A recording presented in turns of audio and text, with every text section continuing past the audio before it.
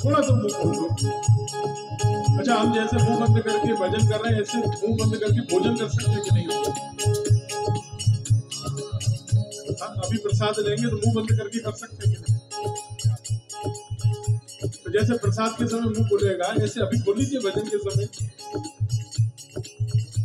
तेरे संकट मिटा दे,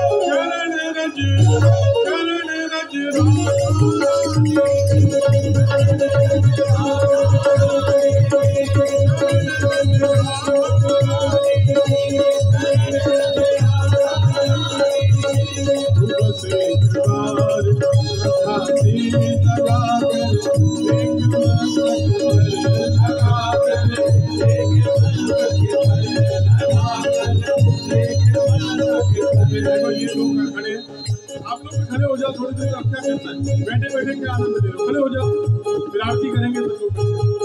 और आप लोग अगर खड़े नहीं हुए तो हम 2 घंटे ऐसे ही करते रहेंगे। बस एक